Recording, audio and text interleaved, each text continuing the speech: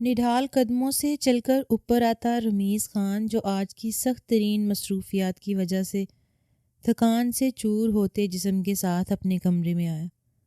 پھر ہاتھ میں پکڑا اس کا سامان ایک طرف رکھتا وہ ٹائی کی نوٹ ڈھیلی کرتا واش روم چلا گیا۔ اب وہ شاور کے نیچے کھڑا خود کو نیم گرم پانی سے سکون دیتا گہری سوچوں میں ڈوب گیا۔ اسے پورا یقین تھا کہ آج کی یہ رات اس کی بیکار نہیں جائے گی۔ اسے اپنے نئے نئے جمائے کاروبار کی بہت فکر تھی، جو کچھ وقت پہلے ہی دن رات کی محنت اور لگن سے اس نے شروع کیا تھا۔ اچھے سے شاور لینے کے بعد وہ خود میں بے پناہ سکون اور تازگی محسوس کرتا واش روم سے باہر آیا۔ ڈھیلا ڈھالا سا نائٹ سوٹ پہنے بالوں کو ٹاول سے رگڑتا وہ اس وقت بلا کا ہینڈسم دکھائی دے رہا تھا۔ جب الیکٹرک کیٹل میں بن رہی چائے کو کپ میں نکالتا وہ لیپ ٹاپ کھولے کرسی پر بیٹھ گیا۔ ہلکی ہلکی سپ لیتا وہ لیپ ٹاپ میں کھولی ایک فائل کو غور سے پڑھ رہا تھا۔ تبھی ٹیبل پر سائیڈ میں رکھے اس کے فون کی گھنٹی نے کمرے میں چھائی گہری خاموشی کو جھنجھوڑ کے رکھ دیا۔ جب رمیز خان نے بجتے فون پر نظر دوڑائی تو سامنے اسکرین پر میرب نام جگمگا رہا تھا، جسے دیکھ کر رمیز کے ماتھے پر ان گنت بل پڑ گئے۔ اس وقت میرب بی بی کا فون، وہ بھی میرے نمبر پہ، یہ کیوں مجھے فون کر رہی ہے؟ اب وہ ہاتھ میں فون پکڑتا گہرے طنزیہ لہجے میں ہنس کر زیر لب کہتا فون اٹینڈ کرتے کان سے لگا گیا۔ رمیز خان اس وقت بالکل خاموش فون کان سے لگائے سامنے والے کے بولنے کا منتظر تھا کہ آیا اس وقت فون کرنے کی وجہ کیا ہے۔ جب سامنے سے مکمل خاموشی کو سن کر میرب اب زور زور سے رونے لگی۔ اب کہ رمیز خان بھی اس کے رونے کی آواز سن چکا تھا، جب پریشان ہوتا کرسی پر سیدھا ہو کے بیٹھا۔ کیا بات ہے میرب، تم رو رہی ہو؟ رمیز خان فکر مندی سے بولا۔ رمیز بھائی، میں بہت مشکل میں ہوں، خدا کے لیے مجھے بچا لیں، میرا واحد مددگار اس وقت صرف آپ ہیں۔ وہ روتے ہوئے اس طرح بول رہی تھی جیسے اس وقت اس کے پیچھے کوئی خطرناک قسم کے 10 سے 12 گنڈے لگے ہوں۔ جب رمیز خان اس کی بات سن کر ایک جھٹکے سے اپنی کرسی سے اٹھ کھڑا ہوا۔ دیکھو میرا، پریشان مت ہو، یہ بتاؤ اس وقت تم کہاں ہو؟ پلیز رونا بند کرو، مجھے بتاؤ کیا بات ہے۔ اب کہ رمیز خان کے بھی ہاتھ پیر پھول چکے تھے۔ میرب کے اس طرح سے کہنے اور رونے پر اس کا بس نہیں چل رہا تھا کہ وہ ہوا کی طرح اڑ کر اس کے پاس پہنچ جائے۔ جب میرب نے رونا کم کرتے ہوئے آہستہ آواز میں اسے جلد سے جلد اپنے ہاسٹل پہنچنے کو کہا، اس کی آواز سے جھلکتی پریشانی رمیز خان میلوں دور بیٹھے بھی صاف محسوس کر سکتا تھا۔ وہ بہت زیادہ ڈری سہمی سی بیگ سینے میں دبوچے فون کان سے لگائے روتی ہوئی اندھیری ٹھٹھری سردی کی رات میں تنہا بینچ پر بیٹھی ہوئی تھی۔ جب رمیز خان نے اسے تسلی دی اور 5 منٹ میں اپنے وہاں پہنچنے کا کہتے فون کان سے ہی لگائے رکھنے کو کہا، بھاگ کر گاڑی کی چابی اٹھاتا وہ پریشانی میں پورا فلیٹ یوں ہی کھلا چھوڑے بھاگتا ہوا نیچے آیا جہاں اس کی گاڑی پارک تھی۔ گاڑی میں بیٹھتا وہ اس وقت آندھی طوفان کی طرح ڈرائیو کرتا میرب کے ہاسٹل پہنچا۔ سامنے بینچ پر اکیلی بیٹھی خوف زدہ سی میرب، جو شاید ڈر اور سردی کی شدت سے کانپ رہی تھی۔ رمیز خان کی نظروں نے اسے دور سے ہی پہچان لیا۔ وہیں دوسری طرف میرب بھی رمیز خان کو پہچانتی جیسے پھر سے زندہ ہو گئی۔ اس سے پہلے رمیز خان گاڑی سے نکل کر اس کے پاس آتا، میرب روتی آنکھوں سے آنسو صاف کرتی کسی معصوم بچے کی طرح بھاگ کر اس کے پاس آئی۔ آپ آ گئے رمیز بھائی، شکر ہے، ورنہ میں تو شاید آج مر ہی جاتی۔ بہت دیر سے یہاں اکیلی کھڑی ہوں، مجھے بہت ڈر لگ رہا تھا۔ رمیز خان جو تیزی سے گاڑی سے باہر آیا تھا، اسے ٹھیک ٹھاک سامنے دیکھ کر سکون کا سانس لیتا اب غور کرنے لگا۔ پھر تفتیش بھرے لہجے میں تھوڑا غصے سے بولا، تم اس وقت اکیلی یہاں کر کیا رہی تھی؟ جس طرح رمیز خان یہاں پہنچا تھا اور جس طرح کے خیال اسے میرب کی طرف سے آ رہے تھے، یہ اس کا دل جانتا تھا۔ وہ اس پل میں روح کھینچ لینی جیسی تکلیف سے گزر کر آیا تھا۔ اور وہ میں سعدیہ کے ساتھ بازار جانے والی تھی، کچھ ضروری سامان لینے کے لیے۔ کافی دیر اس کا یہاں انتظار کرتی رہی، وہ آئی ہی نہیں۔ جب ہاسٹل بھی بند ہو گیا، بعد میں اس کا فون آیا تو اس نے بتایا کہ آج وہ اپنے امی ابو کے پاس جا رہی ہے۔ میں یہاں اکیلی رہ گئی۔ وارڈن بہت سخت ہے، اصولوں کی پابند۔ اس وقت وہ کبھی بھی دروازہ کھولنے کی اجازت نہیں دے گی، اور لینے کے دینے پڑ جائیں گے۔ مجھے ڈر لگ رہا تھا، ہمت ہی نہیں ہوئی واپس جانے کی یا کسی اور سے مدد لینے کی۔ اب دیکھیں نا رمیز بھائی، رات کے 10 بج چکے ہیں، مجھے اکیلے یہاں کھڑے ہوتے ہوئے اس لیے پھر مجھے آپ کا خیال آیا تو مجبوراً مجھے آپ کو اس وقت پریشان کرنا پڑا۔ اپنی ساری کہانی وہ رمیز خان کو اس سنسان سڑک پر کھڑی ایسے سنا رہی تھی جیسے وہ اس کا محافظ ہو، جبکہ اب رمیز خان کا کچھ دیر پہلے والا ڈر اور پریشانی میرب کے لیے بدل کر عجیب کھوجتی نظروں سے بدل گئی۔ وہ اسے اوپر سے نیچے تک گہری تجزیہ کرتی نظروں سے گھور گھور کر دیکھنے لگا۔ جو بلیک جینس پر ریڈ چکن کاری کا خوبصورت سا کرتا پہنے، سلکی بالوں کو کھلا چھوڑے، اپنے ڈھیروں معصومیت چہرے پر لیے پٹر پٹر بولتی، وہ رمیز خان کو اس دنیا کی لگ ہی نہیں رہی تھی۔ رمیز خان ہمیشہ سے میرب کو ایسے ہی والہانہ عقیدت بھری نگاہوں سے گھورا کرتا تھا، ایسے جیسے وہ اسے اپنی نظروں میں سمو کر دنیا سے چھپا لے گا۔ میرب نے کئی بار اس کی نگاہوں کے مفہوم کو سمجھتے ہوئے خود کو ڈپٹا بھی تھا کہ شاید یہ اس کا وہم ہو، ایسا نہ ہو جیسا وہ سوچ رہی ہو، لیکن پھر اس کے خوش اخلاق رویے کو دیکھ کر وہ اس کی ان گہری بولتی آنکھوں کو نظر انداز کر جایا کرتی۔ چلو آؤ گاڑی میں بیٹھو، بہت رات ہو گئی، رمیز خان لاپرواہی سے کہتا اپنی سیٹ کی طرف کا دروازہ کھول کر بیٹھتا میرب کی گاڑی میں بیٹھنے کا انتظار کرنے لگا۔ میرب گاڑی کی پچھلی سیٹ پر بیٹھنے کی بجائے فرنٹ سیٹ کا دروازہ کھولتی اس کے ساتھ بیٹھ گئی، جو اسے اندر ہی اندر بہت عجیب احساس سے دوچار کر رہا تھا، کیونکہ وہ پچھلی سیٹ پر بیٹھ کر اسے ناراض نہیں کرنا چاہتی تھی۔ اب رمیز خان گاڑی ایک جھٹکے سے سٹارٹ کرتا صحیح معنوں میں اس پر برس پڑا۔ تمہیں تایا جان کی عزت کی ذرا پرواہ نہیں؟ پورے خاندان سے، گاؤں کے سرداران سے، اپنے اصولوں، روایتوں، سمیتوں، رواجوں کے خلاف جا کر انہوں نے تمہیں شہر یونیورسٹی پڑھنے کے لیے بھیجا، تم پر اندھا اعتماد کیا، اور یہاں میرب خان پڑھنے لکھنے کی بجائے دوستوں کے ساتھ سیر و تفریح کرتی پھر رہی ہے۔ یہ کون سا وقت تھا بتاؤ ذرا؟ بازار جانے اور شاپنگ کرنے کا۔ سعدیہ تو چلو اس شہر کی باسی ہے، یہاں کی رہائشی، اسے اونچ نیچ کا پتہ ہے، لیکن تم قبائلی خاندان کی عزت ہو، اس حویلی کی بیٹی ہو کر تمہیں یہ نہیں پتا کہ رات کے اس پہر گھر سے باہر اکیلے نہیں نکلنا چاہیے؟ ذرا سوچو، اس شہر میں میں نے فلیٹ نہ لیا ہوتا، میں یہاں کاروبار کے سلسلے میں نہ رکا ہوتا تو تمہارا کیا ہوتا؟ کہاں جاتی؟ پھر کس سے مدد مانگتی؟ سعدیہ جیسی لڑکیوں پر بھروسہ کرنا جو اینڈ وقت پر پیٹھ دکھا کر بھاگ جاتی۔ تم بے وقوفوں کی طرح اس پر بھروسہ کر کے ہاسٹل سے ہی چلی گئی۔ اب اگر تایا جان کو ہاسٹل سے تمہاری غیر موجودگی کی کال چلی گئی تو اس کا ذمہ دار مجھے مت ٹھہرانا۔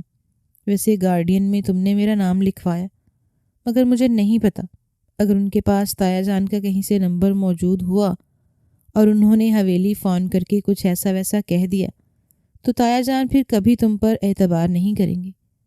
رمیز خان بظاہر تو اسے سمجھاتے ہوئے تھوڑا ناراضگی ظاہر کر رہا تھا، لیکن میرب کو لگا جیسے وہ اسے ڈرانے کے ساتھ بلیک میل کر رہا ہو۔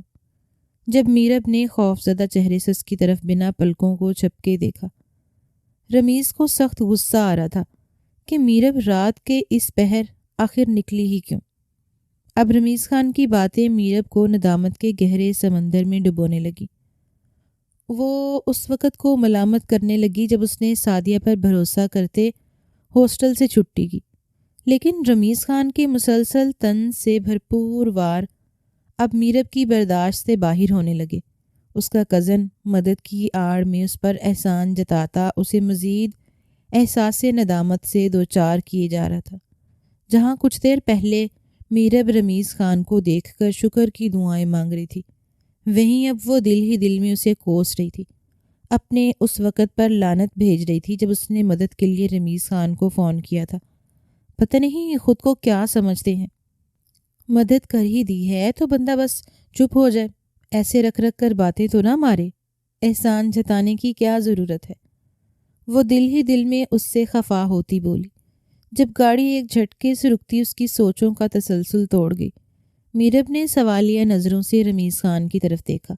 جب اس کی نظروں کا مفہوم سمجھتے وہ خود ہی بولا، بھوک لگی ہے؟ کچھ آرڈر کروں تمہارے لیے؟ جب وہ بچوں کسی ناراضگی لیے منہ پھیلا کر بولی، نہیں، مجھے بھوک نہیں ہے، آپ کی باتوں سے پیٹ بھر گیا، فی الحال گھر چلیے، بقول آپ کے رات بہت ہو گئی ہے، اور حویلی کی صرف بیٹی ہی نہیں بلکہ بیٹیوں کو بھی اتنی رات دیر گئے باہر نہیں رہنا چاہیے۔ شہر کے حالات بالکل ٹھیک نہیں۔ اس کی باتوں کو اس کی طرف طنز سے لوٹاتی وہ صاف حساب برابر کر گئی تھی۔ اس کا دل پہلے ہی بہت جلا ہوا تھا، اب اس موڈ سے کچھ کھانا، وہ بھی رمیز خان کے پیسوں سے، ایک اور مزید اس پر احسان ہوتا جو وہ کسی صورت نہیں لینا چاہتی تھی۔ اس کے ساتھ اس کے گھر جانا میرب کی مجبوری نہ ہوتی تو وہ اسی وقت اس کی گاڑی سے اتر کر اس پہ 2 حروف بھیجتی اور کہیں اور چلی جاتی۔ رمیز خان ایک پل کو اس کا سرخ غصے سے لال چہرہ دیکھتا مسکرا دیا۔ جب رمیز خان نے خود ہی 2 برگر آرڈر کیے اور ساتھ کولڈ ڈرنک بھی، جب اس کے سامنے برگر پیش کرنے لگا، میرب جو ناراض سی بیٹھی تھی، گرم گرم برگر ساتھ فرائز اور ڈرنک دیکھ کر اس کی مری ہوئی بھوک چمک اٹھی۔ جب اپنی عزت و نفس انا کو فل وقت کے لیے دور بھگاتی وہ اس کے ساتھ ہی برگر کھانے لگی۔ اس سے رہا نہیں گیا اور کب وہ سب کچھ بھول بھال کر رمیز خان کے ساتھ ایک ہی ٹرے میں اس کا آدھا برگر کھانے لگی، جسے وہ کچھ دیر پہلے کھڑوس، جلاد، مغرور، سیلفش، نہ جانے کن کن القابات سے نواز رہی تھی، اب اسی کے سہارے، اسی کی مہربانی سے اپنے پیٹ کی آگ کو بجھا رہی تھی۔ فرائز کھاتے کھاتے اچانک وہ رکی۔ اسے یاد آیا کہ اس نے آج تک رمیز خان کا گھر تو دیکھا ہی نہیں، حالانکہ رمیز خان میرب کے شہر آنے، اس کے یونیورسٹی میں پڑھنے سے بھی کئی پہلے سے اپنے کاروبار کے اسٹیبل کرنے کی وجہ سے شہر میں ہی رہ رہا تھا، لیکن ایسا کبھی اتفاق ہوا ہی نہیں کہ وہ اس کا گھر دیکھتی یا اس کے بارے میں معلومات رکھتی۔ جب اس نے پریشانی سے سوچا، اگر رمیز خان کے علاوہ گھر میں اور کوئی نہ ہوا، میں کیسے اکیلے ایک چھت کے نیچے ان کے ساتھ رات بھر رہوں گی؟ وہ اب صحیح معنوں میں اس کی سنگین صورتحال کو سوچ کر ڈرنے لگی، لیکن اب وہ کچھ کر بھی نہیں سکتی تھی۔ وہ پوری طرح سے اس کے رحم و کرم پر بیٹھی تھی۔ میرب اس بات سے انجان تھی کہ رمیز خان جہاں وہ رہتا تھا وہ محض ایک چھوٹا سا فلیٹ تھا، جہاں ایک چھوٹا سا لاؤنج، ایک بیڈ روم، ایک ہی واش روم اور ایک چھوٹا سا کچن تھا۔ رمیز خان نے یہ فلیٹ اپنی ضروریات کے لیے خریدا تھا۔ ہفتہ اور اتوار وہ حویلی میں سب کے ساتھ ہی گزارتا تھا، جبکہ باقی کے دن اس کے فلیٹ میں گزرتے۔ کبھی تو اکثر اسے پورا دن اپنے کاروبار کی وجہ سے گھر سے باہر رہ کر گزارنا پڑتا۔ جب آتا تو صرف سونے یا کچھ دیر آرام کرنے کی نیت سے۔ وہ فلیٹ استعمال کر لیتا۔ گاڑی ایک جھٹکے سے بلڈنگ کے سامنے آ کر رکی۔ جب رمیز خان نے آہستگی سے میرب کی طرف دیکھ کر کہا، یہاں رہنے والے تمام لوگ نہایت شریف اور عزت دار فیملی سے تعلق رکھتے ہیں، اس لیے اپنے سر چادر اوڑھ لو اور پر اعتماد انداز میں چلنا، کسی کو ایسا نہ لگے کہ تم ڈری سہمی سی بیچاری مظلوم لڑکی ہو۔ انہیں کسی قسم کا شک نہ ہونے پائے کہ تم میری صرف کزن ہو اور ہمارے بیچ محرم جیسا کوئی رشتہ نہیں، ورنہ اس سوسائٹی میں میری عزت 2 کوڑی کی ہو کر رہ جائے گی۔ یہاں میری بہت اچھی سلام دعا، بہت اچھی فیملیز سے میری جان پہچان ہے، کہیں ایسا نہ ہو ان کے سامنے مجھے تمہاری وجہ سے شرمندہ ہونا پڑے اور یہ لوگ میرے بارے میں کچھ غلط سوچ کر مجھے یہاں سے جانے پر مجبور کر دیں۔ تم سمجھ رہی ہو نا؟ رمیز خان صرف اسے یہاں کے لوگوں کے بارے میں معلومات دیتا سمجھ رہا تھا، جبکہ میرب اس کی باتوں کو سن کر نئے سرے سے ڈرنے لگی۔ یہ کیا مصیبت ہے؟ اب اللہ جی، سارے امتحان آج ہی لینے تھے؟ بیگ سے چادر نکال کر اسے خود کو اچھے سے ڈھانپتی وہ ایک بار پھر خود کو کوس رہی تھی۔ وہ اس بات کا تصور بھی نہیں کرنا چاہتی تھی کہ یہاں کے مقامی اسے رات کے اس پہر رمیز خان کے ساتھ دیکھ کے کچھ غلط انداز بھی سوچیں گے، لیکن یہ اس کی مجبوری تھی۔ آخر وہ اس وقت کہاں جاتی؟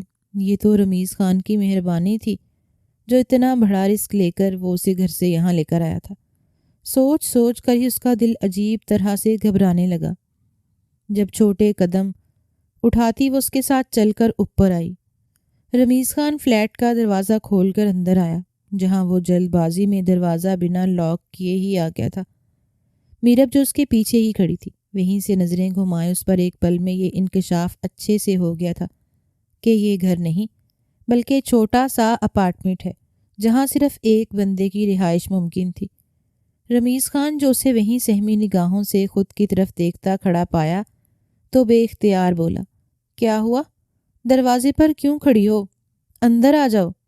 وہ لاپرواہی سے کہتا اب اس کی طرف دیکھ رہا تھا، جو عجیب الجھن کا شکار ہوئی اندر آتی دروازہ بند کر گئی۔ وہ اس سے پوچھنا چاہتی تھی کہ آیا اب وہ اسے آرام کرنے کے لیے بیڈ روم دے گا یا نہیں، لیکن اس کی زبان یہ لفظ کہنے کی ہمت نہیں کر پا رہے تھے۔ رمیز خان سیدھا اپنے بیڈ روم میں آتا ہیٹر آن کرنے لگا اور ایک کمبل نکال کر بیڈ پر پھینکا۔ مزے سے اس پر نیم دراز ہو گیا۔ میرب جو اس خیال سے اس کے پیچھے کمرے میں آئی تھی کہ شاید وہ اسے بیڈ روم میں سونے کی آفر کرے گا، وہیں دہلیز پر رک کر حیرت سے اس کی حرکت دیکھنے لگی۔ جب کچھ دیر بعد رمیز اس کی ہکا بکا شکل دیکھتا بیزاری سے بولا، کیا بات ہے میرب؟ جا کر سوتی کیوں نہیں؟ یہاں کھڑی کہ اب ساری رات جگا کرنے کا ارادہ ہے؟ میرب کا صدمے سے برا حال تھا۔ رمیز بھائی، لیکن میں کہاں سوؤں گی؟ اب رمیز خان اس کا مطلب سمجھتا بیڈ سے اٹھ کر بیٹھا۔ دیکھو میرب، میں تمہاری مدد کرتا، تمہیں گھر تو لے آیا، لیکن تم جانتی ہو میری مہمان نہیں ہو جو میں تمہاری اس وقت مہمان نوازیاں کرتا پھروں۔ ہمارا تعلق کزنوں والا ہے، اور ویسے بھی تم مجھ سے 8 سال چھوٹی ہو۔ بڑوں کا احترام ادب کرنا سیکھو۔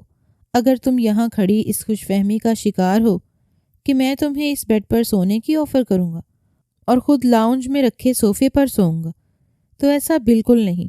تمہیں تھوڑی بہت میری عزت تو کرنی چاہیے نا، آخر میں نے تمہاری اس مشکل وقت میں مدد کی ہے۔ رمیز خان ایک بار پھر اسے اس کی غلطی کا احساس دلاتا اپنا احسان جتانے لگا، جسے سو کر میرب خون کے گھونٹ پی کر رہ گئی۔ اسے سمجھ نہیں آ رہی تھی کہ وہ ایسے لاؤنج میں صوفے پر کیسے سو جائے۔ لاؤنج میں سونے کا مطلب تھا وہ پوری طرح سے خود کو غیر محفوظ تصور کرتی، اپنی رات حرام کرتی۔ رمیز بھائی، میں صرف ایک رات کے لیے یہاں آئی ہوں۔ اگر آج آپ مجھے بیڈ روم میں سونے دے دیتے ہیں تو یہ آپ کا مجھ پر ایک بہت بڑا احسان ہوتا۔ میں دوبارہ آپ کے گھر نہیں آؤں گی، نہ پھر کبھی آؤں گی۔ میری وجہ سے پریشانی کا سامنا کرنا پڑے گا، شرمندگی سے کہتی وہ نیچے سے سر جھکا گئی۔ تم خود کو دیکھو اور پھر میں صوفے پر پورا نہیں آ سکوں گا۔ تم البتہ اتنی سی ہو، مجھے لگتا ہے تمہارا وزن 45 کلو بھی نہیں ہے، آرام سے صوفے پر سو جاؤ گی۔ میرب صاف لفظوں میں کہوں، اگر میں تمہیں بیڈ روم میں سونے دیتا بھی ہوں تو پھر مجھے باتھ روم سے ہاتھ دھونا پڑے گا، کیونکہ مجھے رات میں واش روم کی ضرورت پڑتی رہتی ہے، اور اگر تم دروازہ بند کر لو گی تو میں کہاں جاؤں گا؟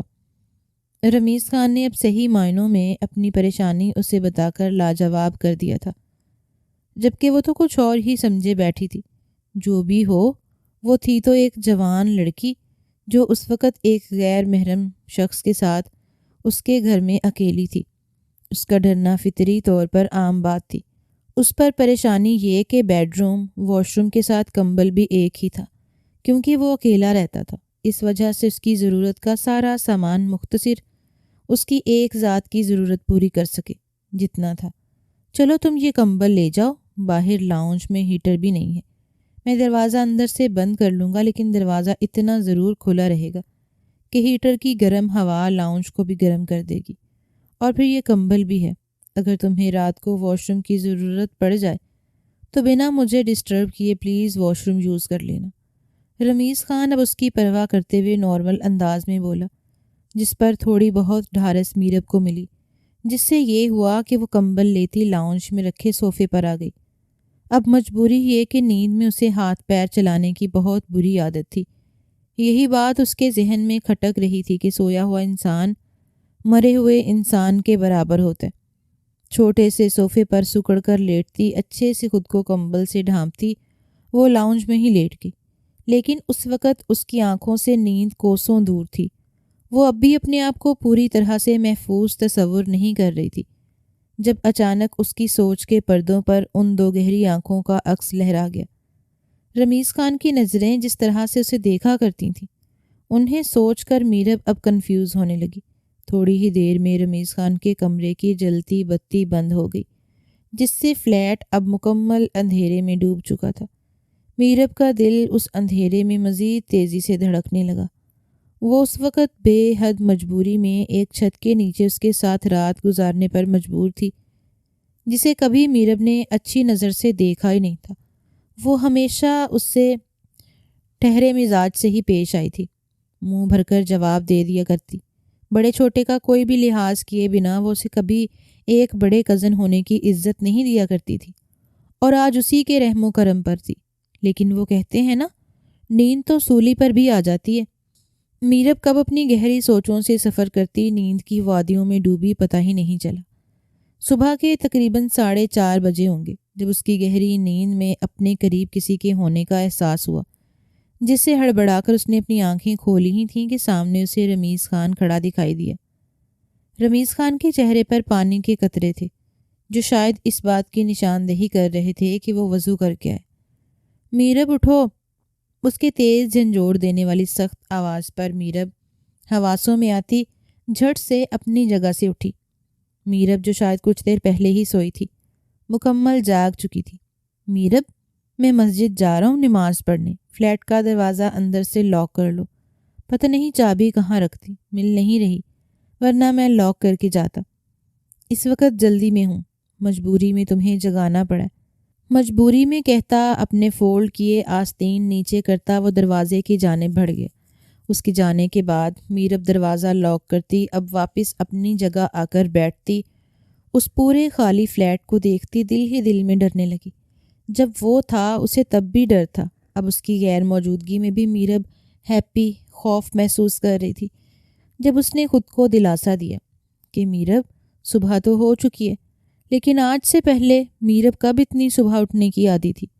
نہ ہی وہ نماز کی پابندی کرتی تھی۔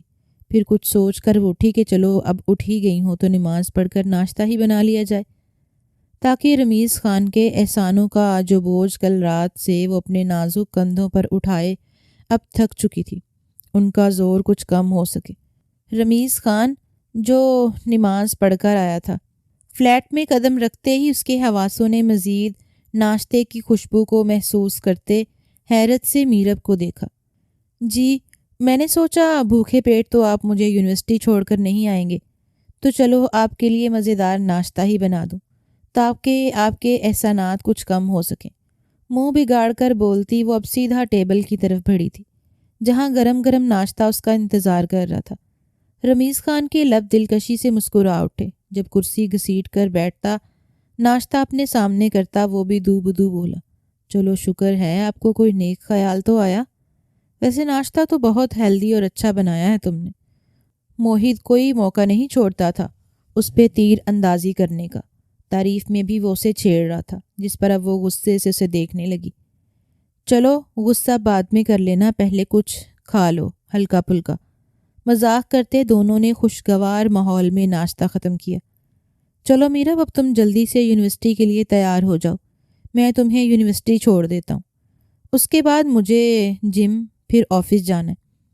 میرب اس کے کہنے پر جلدی سے تیار ہوتی نیچے چلی آئی۔ جب وہ اسے یونیورسٹی چھوڑ کر اپنے کام کے سلسلے میں آفس چلا گیا، کل کی نسبت آج میرب خان کا نظریہ رمیز خان کے لیے بالکل بدل چکا تھا۔ پہلے وہ اس کا صرف کزن تھا، لیکن کل رات کے بعد سے اب وہ میرب کا مددگار، پھر عزت کا محافظ ہونے کے ساتھ اس کا آسرا بنا تھا۔ اس مشکل گھڑی میں نوک چوک سوال جواب اپنی جگہ، لیکن اگر رمیز خان اس وقت میرب کی مدد کو نہ آتا تو شاید میرب کے ساتھ کچھ غلط ہو ہی جاتا۔ سب سے بڑھ کر اس کا کردار جو اب تک میرب غلط ہی سمجھتی آئی تھی، وہ کتنے مضبوط کردار کا مالک تھا۔ اس کا لیا دیا انداز اور لاپرواہی میرب کو تحفظ کا احساس دلا رہی تھی۔ وہ اچھا انسان تھا، میرب یہ سوچتی دل ہی دل میں مسکراتی اپنی کلاس کی جانب بڑھ رہی تھی۔ میرب رکو، وہ اپنی دھن میں آگے بڑھ رہی تھی جب اسے پیچھے سے سعدیہ کی آواز آتی سنائی دی۔ اس نے غصے سے پلٹ کر سعدیہ کی طرف دیکھا۔ جب وہ اس کے قریب آتی شرمندگی سے اپنی کل کی حرکت پر معافیاں مانگنے لگی۔ یار اچانک بس مجھے جانا پڑ گیا امی ابو کے پاس، اور میرے بالکل ذہن سے نکل گیا کہ تم میرا انتظار کر رہی ہوں گی، مجھے معاف کر دو۔ وہ اس کی منتیں کر رہی تھی جب میرب بھی اب تھوڑی نرم پڑ گئی۔ مجھے یہ بتاؤ تم پھر کہاں گئی تھی؟ ہاسٹل تو بند ہو چکا تھا، تم کہہ رہی تھیں۔ جب میرب نے اسے بتایا کہ اسی شہر میں اس کا کزن بھی رہتا ہے جسے بر وقت فون کر کے میرب نے اسے بلوا لیا تھا۔ اچھا، حیرت کی بات ہے، تم اپنے اس کزن کے ساتھ چلی گئی؟ پھر تو وہ اپنے فلیٹ پر اکیلے رہتا ہوگا، تم اس کے ساتھ اکیلی رہی؟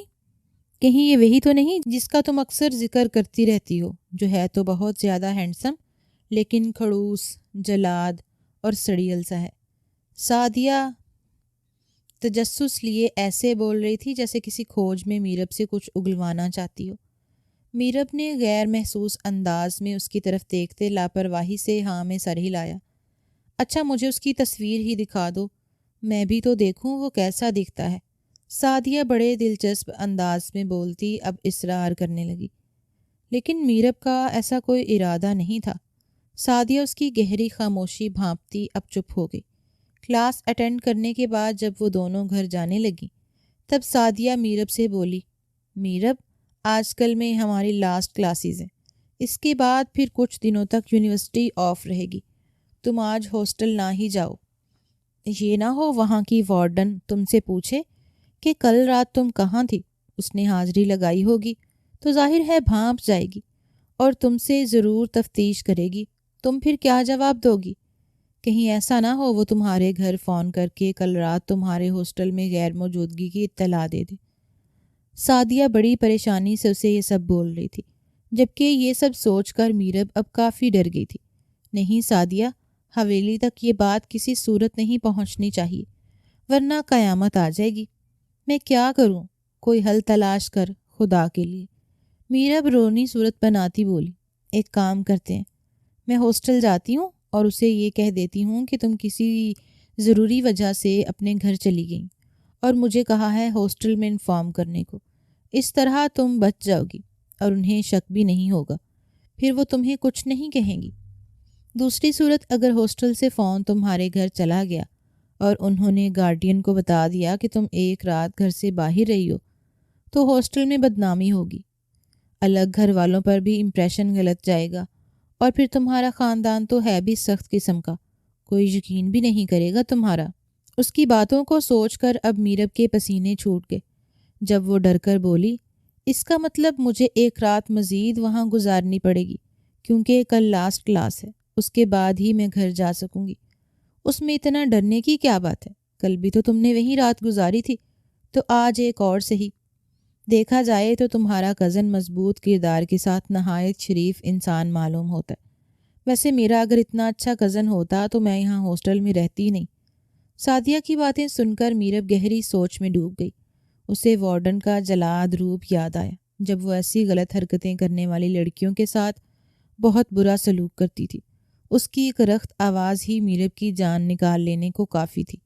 جب جھرجھری سی لیتی میرب فیصلہ کن انداز میں بولی، ٹھیک ہے، پھر میں رمیز بھائی کو فون کر دیتی ہوں۔ اتنا کہتی وہ فون نکال کر اسے کرنے لگی جب ایک دو جاتی بیل پر ہی رمیز خان نے فون اٹھا لیا۔ ہیلو میرب، ہاں بولو، سب ٹھیک تو ہے؟ جب اس کی مصروف آواز میرب کو آتی سنائی دی۔ رمیز بھائی، آج اگر آپ مجھے غریب پر ایک احسان کر دیں، مجھے آج اپنے گھر میں پناہ گزین ہونے دیں، تو آپ کا یہ احسان میں ساری زندگی نہیں بھولوں گی۔ میرب کل لاسٹ کلاس ہے، اس کے بعد کچھ دنوں تک یونیورسٹی آف رہے گی، میں پھر حویلی چلی جاؤں گی۔ میرب کی مری مری سی آواز سن کر رمیز خان مختصر سا بولا، چلو ٹھیک ہے، پریشان مت ہو، میں تمہیں 4 بجے تک لینے آؤں گا، تب تک تم یونیورسٹی میں رہ کر میرا انتظار کرنا۔ اس کے اتنے آرام سے مان جانے پر میرب خوش ہوتی سر ہلا گئی۔ پھر سعدیہ اور وہ دونوں یونیورسٹی میں رہ کر رمیز خان کے آنے کا انتظار کرنے لگی۔ ٹھیک 4 بجے رمیز خان یونیورسٹی کے باہر کھڑا میرب کا انتظار کر رہا تھا۔ جب میرب مشکور نگاہوں سے اس کی طرف دیکھتی آئی اور سامنے کی سیٹ پر بیٹھ گئی۔ ہائے، اب بولو آج کیا ہوا؟ کوئی خاص وجہ جو آج بھی میرے فلیٹ پر تم نے رکنے کا ارادہ کیا؟ اب کہ رمیز خان نے گاڑی سٹارٹ کرتے اس سے وہ پوچھا، کیونکہ اس کے خیال میں آج تو ایسی کوئی مجبوری نہیں تھی میرب بی بی جو اسے رمیز خان کا سہارا لینا پڑے۔ میرب شرمندہ سی دکھائی دیتی اسے پھر وارڈن والا تمام مسئلہ بتا گئی تاکہ اس کے دل میں میرب کے لیے کوئی غلط فہمی پیدا نہ ہو جائے۔ دیکھو میرب، تم میری کزن ہو، مجھے تمہیں اپنے ساتھ رکھنے میں کوئی اعتراض نہیں، لیکن جس جگہ میں رہتا ہوں وہاں میری بہت عزت ہے۔ جیسا میں نے تمہیں پہلے دن ہی بتا دیا تھا کہ وہاں شریف لوگ رہتے ہیں۔ اگر تم میرے ساتھ اسی طرح آتی جاتی رہیں تو نظروں میں آنے کا امکان لازم ہے۔ پھر وہ یہی سوچیں گے کہ شاید میں تمہیں کسی غلط مقصد سے یہاں لے جاتا رہتا ہوں۔ دیکھو، کسی کی سوچ تو ہم بدل نہیں سکتے۔ کل رات بہت دیر ہو گئی تھی جب تم آئی تھی، شاید کسی کی نظر تم پر نہ پڑی ہو، لیکن آج تو دن ڈھلا بھی نہیں۔ اس وقت بہت سے بزرگ، بچے، خواتین چہل قدمی کرنے کے ساتھ ضروریات کے لیے بھی گھروں سے باہر آتے جاتے دکھائی دے رہے ہوں گے، اور اگر کسی کی نظر تم پر پڑ گئی یا کسی نے کچھ بھی کہہ دیا تو ہم کیا کریں گے؟ کیا جواب دیں گے؟ رمیز خان نظریں بظاہر سامنے کی طرف تھیں، لیکن اس کا چہرہ اور سنجیدہ انداز میرب کو بہت کچھ باور کرا گیا تھا۔ جب وہ یہ سوچ کر پریشان ہو گئی، وہ ٹھیک ہی تو کہہ رہا تھا۔ کوئی بھی عزت دار انسان ہوگا تو اسی طرح فکر کرے گا کہ کوئی کہیں اس کے صاف کردار پر انگلی نہ اٹھا دے، اس صورت میں جب وہ بیچارہ خود کسی کی مدد کر رہا ہو۔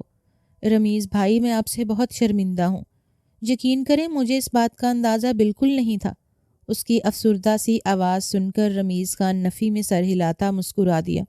چلو آ ہی گئی ہو تو دل چھوٹا مت کرو، جو ہوا دیکھا جائے گا۔ یہ کہتا رمیز خان اسے تسلی دیتا اس کی شرمندگی کو کم کرنے کی کوشش کرنے لگا۔ شام ڈھل کر رات کی سیاہی کی طرف بڑھ رہی تھی جب رمیز خان کی گاڑی فلیٹ کے سامنے آ کر رکی۔ رمیز خان نے میرب کو اشارے سے پہلے اوپر جانے کو کہا، پھر خود بھی لاپرواہی سے چلتا ایسے کہ کسی کی نظروں میں نہ آئے فلیٹ پر آ گیا۔ واپسی پر آتے ہوئے وہ راستے میں بنے ایک ہوٹل سے کچھ کھانے کے لیے پیک کرواتا لے آیا تھا۔ جب میرب سے فریش ہونے کا کہتا، پھر خود بھی اچھے فریش ہو کر اس نے میرب کے ساتھ کھانا کھایا۔ اس دوران نہ رمیز خان نے کوئی بات کی نہ ہی میرب نے۔ دونوں اپنی اپنی جگہ ایک دوسرے سے انجان بنے کھانے سے انصاف کرتے اٹھے۔ اس کے بعد میرب نے اچھے سے وضو کیا، پھر نماز کے لیے کھڑی ہو گئی۔ جب دروازے پر دستک ہوئی، رمیز خان جو لیپ ٹاپ پر کچھ کام کرنے کی نیت سے بیٹھا ہی تھا، دستک کی آواز سن کر ایک پل کو ٹھٹکا۔ دروازے پر کون ہے؟ خود سے سوال کرتا وہ اٹھا اور آہستہ سے دروازہ کھول کر دیکھنے لگا، جہاں اس کی آنکھیں سوسائٹی میں رہنے والے کچھ لوگوں کے ساتھ ایک سیکیورٹی گارڈ اور ایک پولیس کا بندہ کھڑا تھا۔ انہیں دیکھ کر حیرت سے بڑی ہو گئی۔ جب خود کو نارمل ظاہر کرتا وہ پورے اعتماد سے بولا، سب خیریت تو ہے؟ آپ لوگ یہاں میرے دروازے پر؟ کیا بات ہے؟ اس نے سب پر نظر دوڑاتے مہذب انداز اپنایا ہوا تھا کہ بات کہیں وہ نہ ہو جس کا اسے ڈر تھا۔ پولیس کا بندہ جو سب سے آگے کھڑا اپنے ڈیسنٹ پرسنالٹی کے ساتھ اسے دیکھ رہا تھا، جس کی عمر 35 کے قریب لگ رہی تھی، وہ رمیز خان کے سوال پر جواب دیتا بولا، معاف کیجیے گا آپ کو پریشان کیا، لیکن یہاں کے رہائشیوں کا کہنا ہے کہ کچھ دیر پہلے انہوں نے اس فلیٹ پر آپ کو ایک لڑکی کے ساتھ جاتے ہوئے دیکھا۔ کیا یہ سچ ہے؟ اگر ہے تو پھر وہ آپ کی کیا لگتی ہیں؟ مطلب آپ کے بیچ کوئی رشتہ؟ بظاہر پولیس والے کا انداز بہت شریفانہ تھا، لیکن اس کی کھوجتی نظریں رمیز خان کو بہت کچھ کہہ رہی تھیں۔ اس کے سوال کے آخر کے چند الفاظ رمیز خان کو ہلا گئے تھے۔ وہ اب کیا کہتا، جبکہ اندر نماز پڑھ رہی میرب کو باہر ہو رہی تمام باتوں کی آوازیں صاف سنائی دے رہی تھیں۔ وہ لوگ اس کے بارے میں پوچھ رہے تھے۔ اس نے خوف سے آنکھیں میچ لی اور دعا کرنے لگی، یا اللہ بچا لے اس ذلت سے، ایسا نہ ہو ایک مصیبت سے بچنے کے لیے میں کسی بڑی مصیبت میں پھنس جاؤں۔ اور پھر رمیز بھائی، ان بیچاروں کا تو کوئی قصور بھی نہیں تھا۔ میری وجہ سے ان کی پرسکون زندگی میں ہلچل سی مچ گئی۔ کہیں ایسا نہ ہو میری وجہ سے انہیں کوئی بڑی پرابلم کو فیس کرنا پڑے۔ اپنے دھڑ دھڑ کرتے دل کے ساتھ وہ بے حد پریشان ہوتی دعائیں مانگنے لگی۔ رمیز خان نے تحمل سے ان کی بات سنی۔ دیکھیے سر، وہ میری کزن ہے، آپ سب یہ کیوں پوچھ رہے ہیں؟ آپ کی کزن، صرف یہی رشتہ ہے آپ کا ان کے ساتھ؟ دیکھیے پھر آپ یہاں نہیں رہ سکتے، یہ شریف لوگوں کی سوسائٹی ہے۔ اس طرح بنا کسی رشتے کے جب ایک بزرگ پیچھے سے نکل کر سامنے آتے بولے ہی تھے، جب رمیز خان بھی چپ نہیں رہ سکا اور ان کی بات بیچ سے کاٹتا بولا، دیکھیے جناب، جیسا آپ لوگ سوچ رہے ہیں ویسا کچھ نہیں۔ یہ میری تایا زاد کزن نہیں بلکہ میری بیوی بھی ہیں۔ ان کے ساتھ میرا نکاح ہو چکا ہے اور یہ حویلی سے میرے پاس رہنے آئی ہیں۔ اب تو شاید آپ میں سے کسی کو اعتراض نہیں ہوگا ان کے یہاں رہنے سے۔ رمیز خان کے حد سے زیادہ سنجیدہ چہرے کو دیکھ کر اب وہ سب لوگ مشکوک نظروں سے دیکھنے لگے۔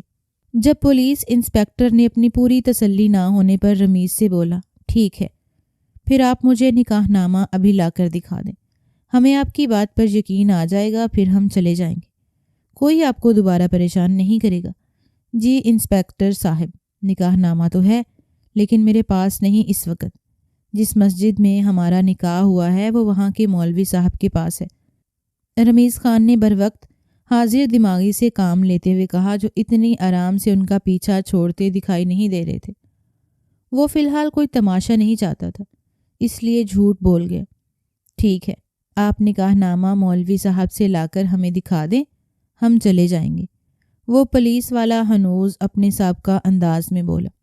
جی ٹھیک ہے، مجھے کوئی مسئلہ نہیں، میری بیگم نماز پڑھ لیں تو پھر میں انہیں ساتھ لے کر ہی مسجد جاؤں گا نکاح نامہ لینے، کیونکہ میں آپ لوگوں پر بھروسہ نہیں کر سکتا۔ اگر آپ لوگ مجھ پر شک کر رہے ہیں تو پھر میں بھی اس معاملے میں آپ پر کسی طرح کا کوئی اعتماد نہیں کر سکتا۔ یہ لیں میرے گھر کی چابی، بھلے میرا فون بھی رکھ لیں لیکن میں اپنی بیوی کو اپنے ساتھ ہی لے کر جاؤں گا، مسجد سے نکاح نامہ لوں گا اور آدھے گھنٹے میں واپس یہاں آپ سب کے سامنے ثبوت کے ساتھ موجود ہوں گا۔ آپ لوگ یہیں میرا انتظار کیجیے۔ آپ سب نے مجھے کیا سمجھ رکھا کہ میں اس قسم کا بدمعاش، گھٹیا کردار کا مالک شخص ہوں؟ کیا اتنے ٹائم سے میرے یہاں رہتے کسی کو میرے کردار یا کسی قسم کی کوئی حرکت میں جھول نظر آیا جو اب اس طرح سے آپ لوگ سوال اٹھا رہے ہیں؟ بنا کسی لگی لپٹی کے وہ بے خوفی سے سب پر نگاہ ڈالتا مضبوط لہجے میں بولا، ٹھیک ہے میاں، زیادہ باتیں نہ بناؤ، اپنا نکاح نامہ لے آؤ بس۔ پھر وہی بزرگ اسے ٹوکتے ہوئے کہا۔ میرب جو نماز پڑھ کے فارغ ہو چکی تھی، کمرے میں دبک کر بیٹھی باہر ہو رہی تمام باتوں کو بغور سنتی پریشان تھی جب اسے رمیز خان کی وہیں سے کھڑے آواز آتی سنائی دی، بیگم اگر نماز پڑھ لی ہے تو جلدی سے تیار ہو کر باہر آ جائیں، ہم لوگ مسجد جا رہے ہیں مولوی صاحب سے نکاح نامہ لینے۔ ان لوگوں کو نکاح نامہ دیکھنا ہے ہمارا، تاکہ یقین آ جائے کہ ہم دونوں میاں بیوی ہیں، کوئی غیر محرم نہیں۔ میرم وہیں سے بیٹھی اس کی باتوں کا مفہوم اچھے سے سمجھ چکی تھی۔ وہ جانتی تھی اگر رمیز نے ان سے نکاح کی بات نہ کی ہوتی تو اس وقت ان دونوں کو کتنی بڑی مشکل کا سامنا کرنا پڑ جاتا۔ ہو سکتا تھا وہ انہیں پولیس اسٹیشن لے جاتے اور پھر نہ جانے کیا کیا جاتا، جسے سوچ کر میرب کا خون خشک کیے دے رہا تھا۔ میرب خاموشی سے تیار ہوئی۔ اس نے ایک بڑی سی چادر اپنے گرد اچھے سے لپیٹتے خود کو مکمل طور پر چھپا لیا اور پھر رمیز خان کے ساتھ چلتے فلیٹ سے باہر آ گئی۔ اس وقت اس کا دماغ کچھ بھی سوچنے سمجھنے سے معاف ہو چکا تھا۔ ڈر اور خوف کے آثار چہرے پر لیے وہ رمیز خان کے ساتھ گاڑی میں بیٹھی تھی جب رمیز اس سے بولا، دیکھ رہی ہو، تمہاری وجہ سے میری عزت کا جنازہ نکل گیا۔ کل تک جو لوگ مجھ سے خوش اخلاقی سے ملتے تھے، آج وہی لوگ میرے کردار پر انگلی اٹھاتے مجھے آنکھیں دکھا رہے۔ رمیز خان کی سرخ آنکھیں اور جھتلاتا ہوا انداز میرب کو چوٹ کی طرح لگا۔ اس کے شدید رد عمل سے نظریں چراتی وہ گلوگیر لہجے میں بولی، اب ہم کہاں جائیں گے؟ کیا ہم حویلی جائیں گے؟ پاگل ہو گئی ہو؟ میں اپنا فون، قیمتی لیپ ٹاپ اور پورا فلیٹ کھلا چھوڑ کر ان کے حوالے کر کے آیا ہوں، اس بھروسے پر کہ میں غلط نہیں ہوں، اور ویسے بھی مجھے یہاں لازمی آنا پڑے گا کیونکہ میری ساری ضروری چیزیں یہاں ہیں اور اگر میں واپس نہیں آتا تو ان کا شک ہم پر یقین میں بدل جائے گا۔ وہ یہی سمجھیں گے کہ ہم نے کوئی گناہ کیا۔ میرب کی باتوں نے اس کا میٹر گھما دیا تھا۔ جب وہ حد درجہ سنجیدگی لیے اس کی بات کا جواب دیتا بولا، اب ہم خود کو سچا ثابت کرنے کے لیے کیا کریں گے؟ میرب خوفزدہ آنکھوں سے رمیز کی طرف دیکھتی بولی، کیا کریں گے؟ نکاح نامہ لائیں گے؟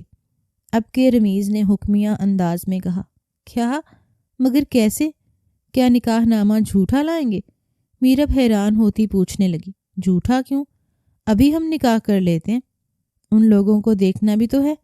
ابھی بات میری عزت اور غیرت کی ہے، تمہیں میری بات ماننی پڑے گی۔ انہیں جھوٹا ثابت کرنے کے لیے تمہیں میرے ساتھ نکاح تو کرنا ہوگا، ورنہ کردار صرف میرا ہی نہیں تمہارا بھی داغدار ہوگا۔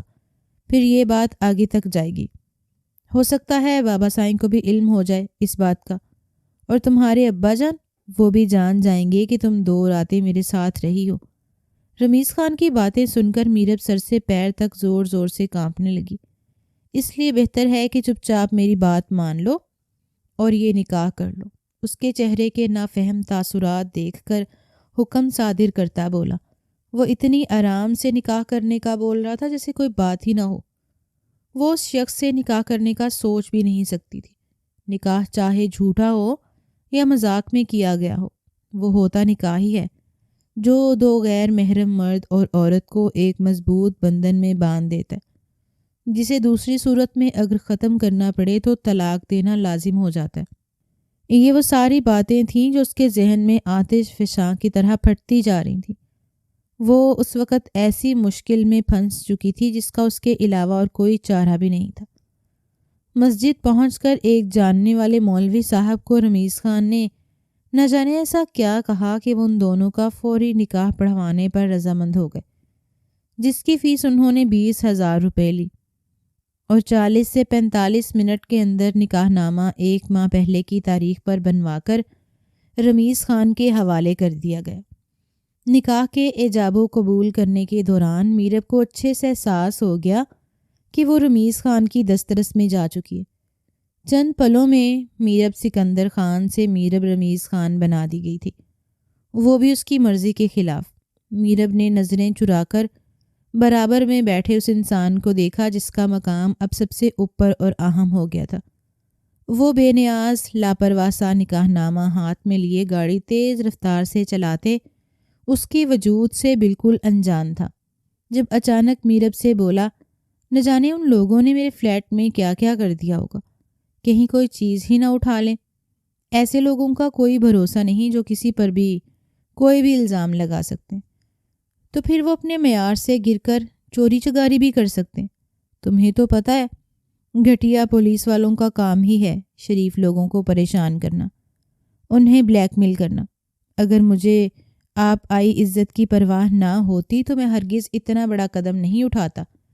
غیر ارادی طور پر وہ میرب سے بولتا ہی جا رہا تھا، لیکن نہ جانے کیوں ایک عجیب سا احساس تھا جو میرب کو اس کے لہجے اور انداز سے محسوس ہو رہا تھا۔ ایک محبت سی اپنائیت سا جذبہ تھا جو اس کی سرخ آنکھوں کے ڈوروں میں دیکھ رہا تھا۔ اس کی بے نیازی میں بھی ایک پرواہ تھی جسے سمجھ کر بھی وہ نہ سمجھ پا رہی تھی۔ تھوڑی ہی دیر میں دونوں فلیٹ پہنچ گئے اور ہاتھ میں پکڑا نکاح نامہ پولیس کے حوالے کیا، جنہیں دیکھ کر اور تسلی کر لینے کے بعد کہ وہ شرعی طور پر میاں بیوی ہیں، اہل محلے والوں نے انہیں مبارکباد دی، اور پھر پولیس انسپکٹر بھی مسکرا کر وہاں سے چلا گیا۔ صرف ایک کاغذ کے دیکھ لینے سے سب کے رویے ایک دم سے بدل گئے۔ شاید یہی نکاح کی طاقت اور عزت ہے، میرب نے سب دیکھنے پر دل میں سوچا۔ لیکن اب آگے کیا کرنا یہ اسے سمجھ نہیں آ رہا تھا۔ وہ دونوں جب کمرے کے اندر داخل ہوئے تو رمیز خان کی نظریں اس کے لیے استحقاق میں بدل چکی تھیں۔ وہ اس سے ڈری سہمی سکڑ کر صوفے کے کونے میں بیٹھ گئی۔ جب رمیز نے اس کا خود سے بڑھتا اجتناب دیکھ کر چوٹ کی، یہ تم کیا چادر سے خود کو لپیٹ کر بیٹھی ہو؟ اتار کر رکھ دو۔ اب میں کوئی غیر محرم تھوڑی ہوں جو تم مجھ سے احتیاط برت رہی ہو، محرم ہوں تمہارا۔ رمیز خان کی بات سن کر میرب اپنی جگہ سے اچھلتی چونک سی گئی، پھر گھبرا کر بولی، نہیں۔ وہ بس یوں ہی اسے کوئی مناسب بہانہ نہیں سوچ رہا تھا۔ جب رمیز خان نے خود ہی آگے سے کہا، جو بھی ہو لیکن میں اب تمہیں اس طرح سے نہیں دیکھنا چاہتا، اس لیے آرام سے چادر اتار کر بیٹھ جاؤ۔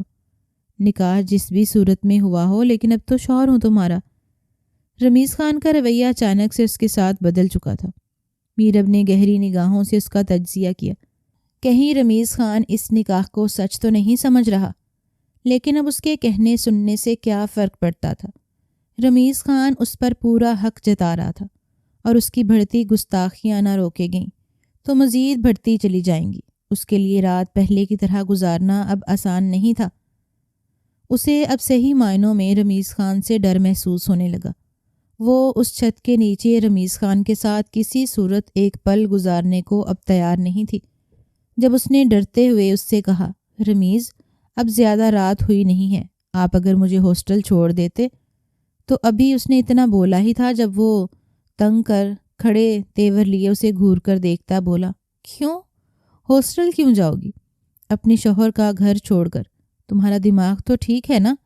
یہاں آرام سے رہو۔ یہ دوسری بار تھا جب وہ اسے خود کو اس کا شوہر کہہ رہا تھا، اور یہی بات میرب کو کھٹک رہی تھی۔ نکاح کرتے وقت تو وہ بڑا بے نیاز بنا اس سب سے لاپرواہ کا اظہار کر رہا تھا، مگر اب نکاح کے بعد اس کا رویہ پوری طرح سے بدل چکا تھا۔ میرب کو اس وقت بہت سی باتوں کے علاوہ اس بات کا بھی ڈر تھا کہ جب اس کے بابا کو ان سب باتوں کا پتہ چلے گا تو کیا ہوگا؟ کیا وہ اس کی بات کا یقین کرتے اس پر پہلے کی طرح بھروسہ کر پائیں گے؟ انہیں کتنا مان تھا میرب پر کہ وہ پڑھ لکھ کر ان کا نام روشن کرے گی۔ اس کی تعلیم ان کے لیے بہت معنی رکھتی تھی، لیکن اب جب ان سب باتوں کا انہیں علم ہوگا تو وہ ٹوٹ جائیں گے۔ اس نکاح کا جب معلوم ہوگا تو ان کے دل پر کیا گزرے گی؟ یہ سب باتیں میرب کے دماغ کی رگوں کو پھاڑ رہی تھیں۔ جب اس نے رمیز خان سے اس بارے میں کھل کر بات کرنے کا فیصلہ کیا کہ وہ اس سے اس نکاح کو خاموشی سے ختم کرنے کا ضرور کہے گی، کیونکہ ایسا ممکن نہیں تھا۔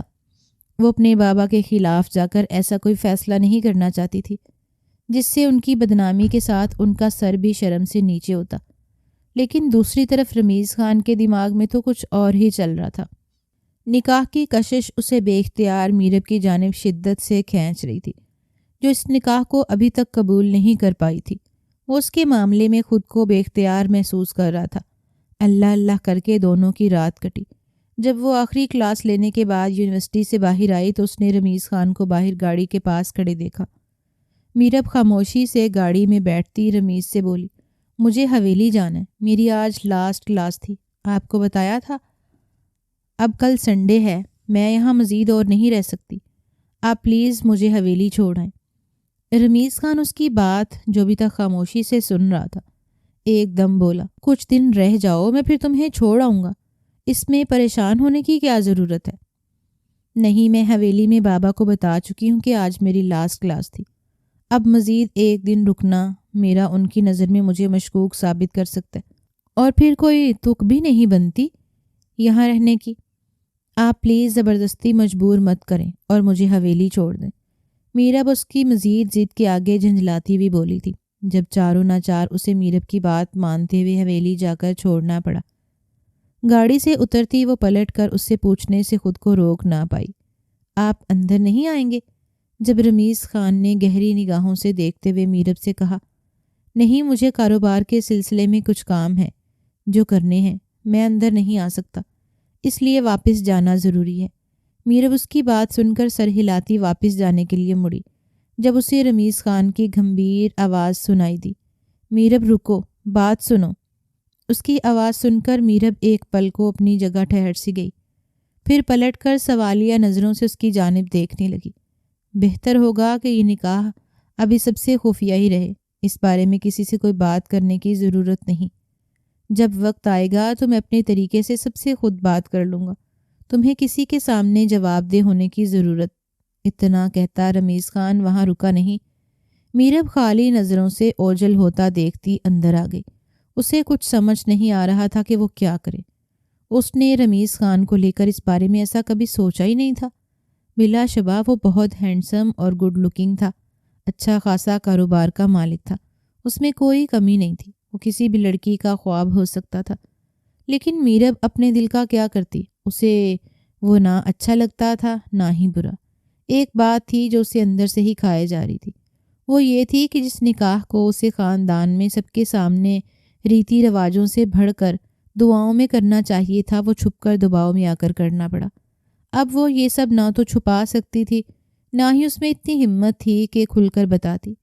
ایک عجیب سی کشمکش تھی جس میں وہ مزید الجھتی ہی جا رہی تھی۔ رمیز خان تیزی سے گاڑی چلاتا، گھنٹوں کا سفر پل میں طے کرتا اپنے فلیٹ پہنچا۔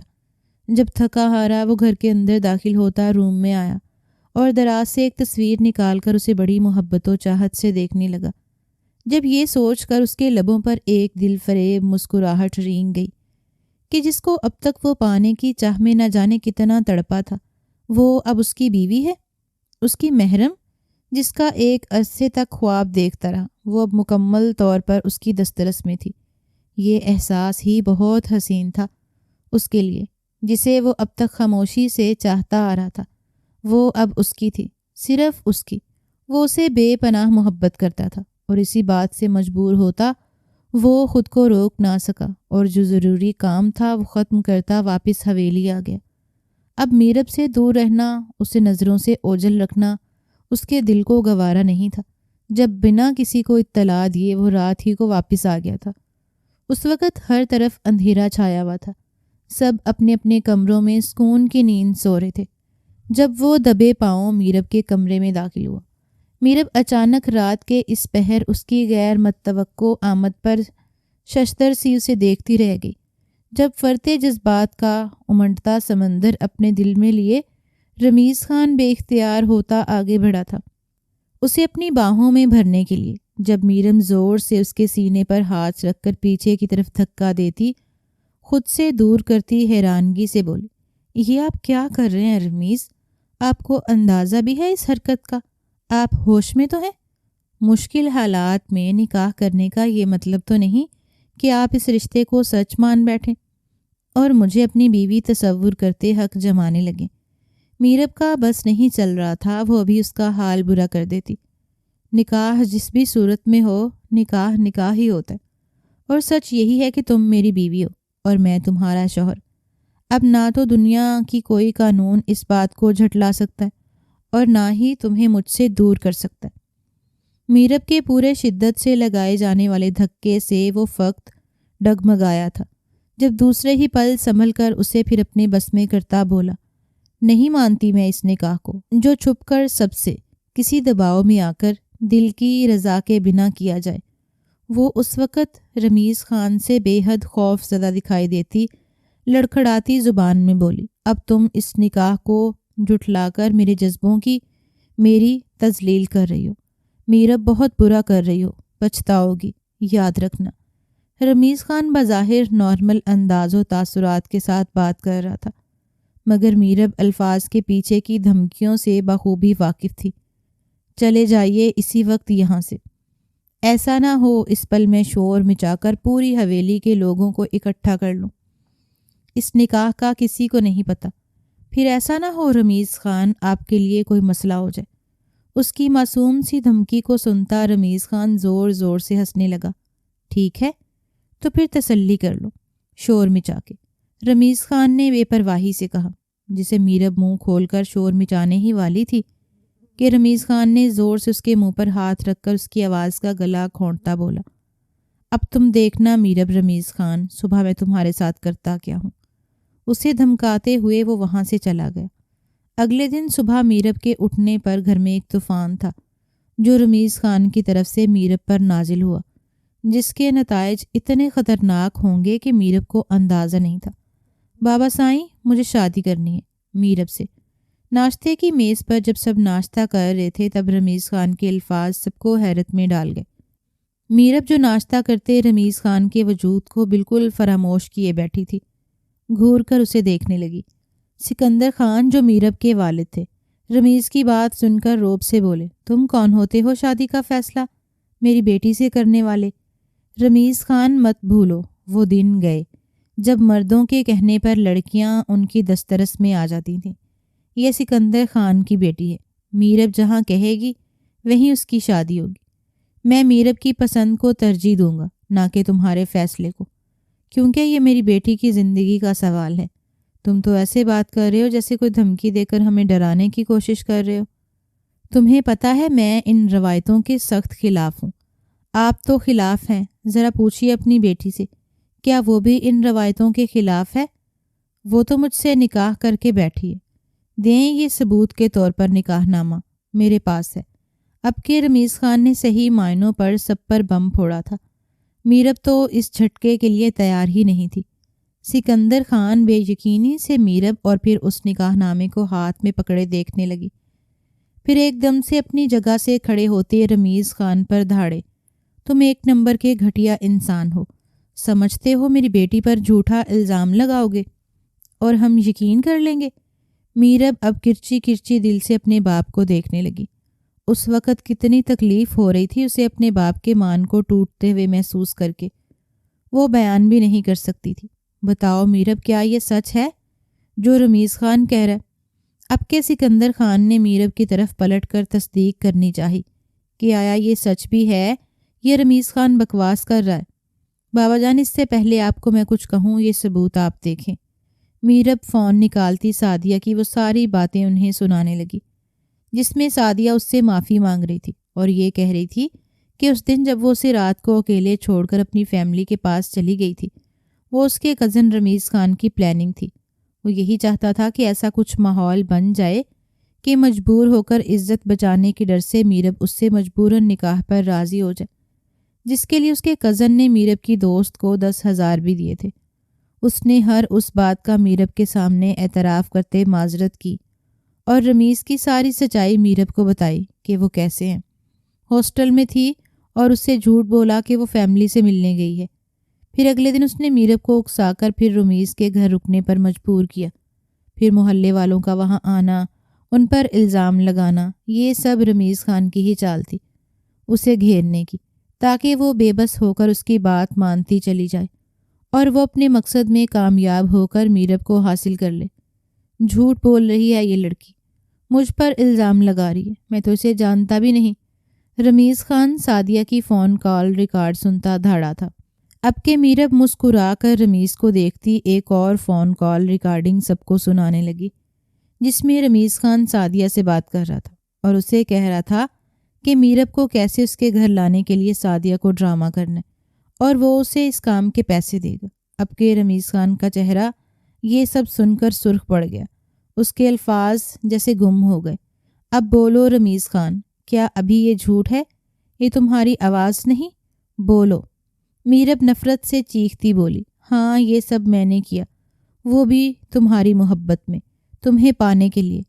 کیا برا کیا؟ نکاح کیا ہے، حرام راستہ تو اختیار نہیں کیا نا؟ یا تمہارا غلط فائدہ اٹھایا جبکہ میرے پاس اختیار تھا؟ رمیز خان اپنی سچائی سب کے سامنے آ جانے پر اب بے خوف سا سینہ تان کر بولا، بس رمیز خان، بہت سن لی میں نے تمہاری، اب ایک اور لفظ نہیں۔ میرا بس چلے تو ابھی تمہیں اس بات کی سزا سناتے یہاں حویلی سے دھکے دے کر نکال دوں، لیکن میں یہ فیصلہ میرب پر چھوڑتا ہوں۔ جب تک وہ نہیں چاہتی اس کے ساتھ کوئی زور زبردستی نہیں کر سکتا، اس نکاح کو لے کر تم بھی نہیں۔ رمیز خان، تم نے جو جھوٹ بول کر اسے ڈرا دھمکا کر ورگلایا، اس سے نکاح کیا، اس کی میرے سامنے کوئی حیثیت نہیں، میں نہیں مانتا اس نکاح کو، لیکن پھر بھی میں یہ فیصلہ میرب پر چھوڑتا ہوں۔ وہ چاہے تو اس رشتے کو موقع دے کے دیکھ سکتی ہے، ورنہ دوسری صورت کسی کا باپ بھی اسے زبردستی اپنے ساتھ رہنے پر مجبور نہیں کر سکتا۔ سکندر خان اب پورے جلال میں آتے حتمی فیصلہ سناتے وہاں سے چلے گئے۔ حویلی کا ہر شخص اپنی جگہ حیرانگی سے کھڑا یہ سب تماشا دیکھ رہا تھا۔ میرب ایک نظر سب پہ ڈالتے خود بھی وہاں سے چلی گئی۔ جب رمیز خان بھاگ کر اس کے پیچھے جاتا، ایک اکیلے گوشے میں اسے گھسیٹ کر لے گیا۔ یہ کیا کر رہے ہو؟ چھوڑو مجھے رمیز! میرب چیختی اس سے ہاتھ چھڑاتی چٹپٹانے لگی۔ میرب پلیز ایسا مت کرو، میں تم سے بہت محبت کرتا ہوں۔ اب رمیز خان اس سے بے حد نرم لہجے میں بولا، اسے محبت نہیں، پیٹھ پر وار کرنا کہتے ہیں رمیز، تم نے مجھے ہی نہیں بابا کو بھی دھوکہ دیا۔ میرب افسوس سے بولی، کیا مجھے معاف نہیں کر سکتی؟ اس سب کو بھول کر مجھے ایک موقع دو، اپنے اس رشتے کو ایسے مت ختم کرو۔ وہ اس کا ہاتھ تھام کر منت بھرے انداز میں بولا، ٹھیک ہے، میں صرف ایک شرط پر تمہیں معاف کر کے اپنے اس رشتے کو موقع دے سکتی ہوں، اور وہ یہ ہے کہ تم سب کے سامنے اپنی غلطی کا اعتراف کرتے بابا سے معافی مانگو گے، تبھی میں رخصتی پر راضی ہوں گی۔ رمیز خان اس کی بات سن کر مسکراتا ہوا حامی بھرتا بولا، جانتی ہو میرب، میں نے صرف تم سے اس لیے محبت نہیں کی بلکہ میری ہمیشہ سے خواہش تھی ہماری بالکل تم جیسی ایک بیٹی ہوگی جو اپنا دفاع کر سکے، جو مضبوط ہو۔ آج مجھے تایا جان کی تربیت پر تم پر فخر محسوس ہو رہا ہے، جس طرح سے تم نے سمجھداری کا ثبوت دیتے سب کے سوالوں کا مقابلہ کیا۔ مجھے تم پر ناز ہے، میں سب کے سامنے اپنی غلطی کا اعتراف کرنے تایا جان سے معافی مانگوں گا، اور ان سے تمہارا ہاتھ بھی۔